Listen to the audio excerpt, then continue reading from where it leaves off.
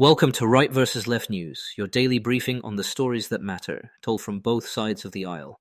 I'm your AI host, Chris, and each day I bring you the most important political and cultural news, with perspectives from conservative and progressive voices.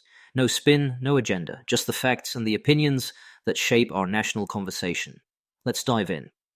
Today, we're tracking a sweeping immigration surge in Minnesota, a sudden freeze of childcare and family assistance funds to 5 states, a major state Supreme Court abortion ruling, a global outcry over AI-created undressing images on social media, and the White House's renewed push to acquire Greenland. Lots of moving parts. So let's break it down. Before we jump into today's stories, a quick word from our sponsors.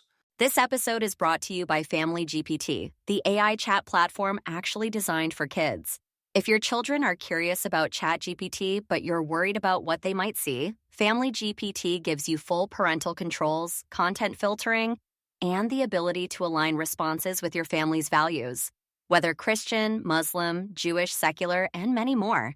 Monitor every conversation, set usage limits, and let your kids explore AI safely.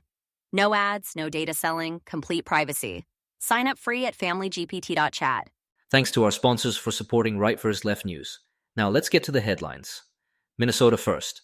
The Department of Homeland Security launched what officials call the largest immigration enforcement operation ever in a single U.S. metro, sending roughly 2,000 officers and agents to the Twin Cities.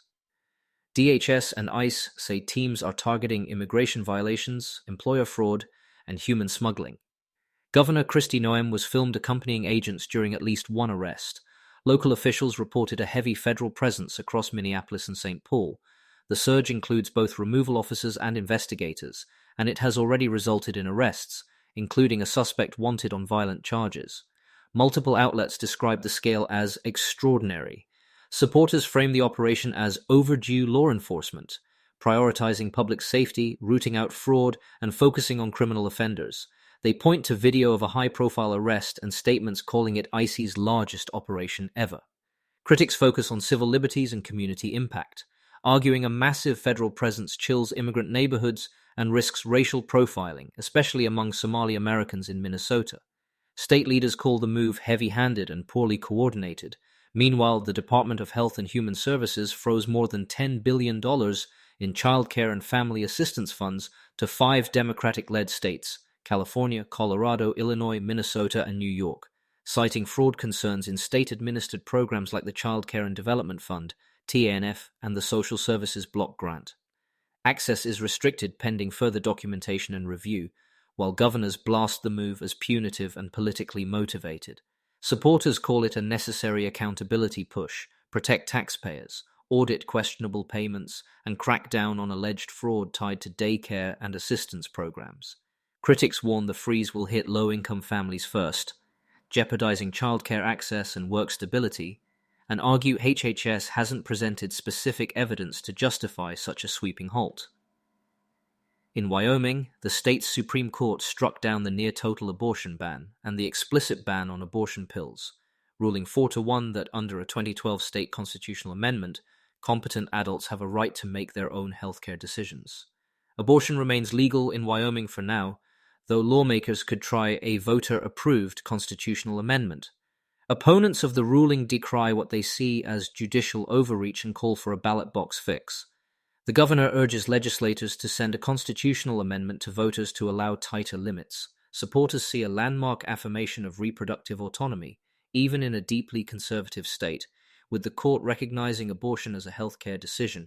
We'll be right back with more of today's news after this brief message.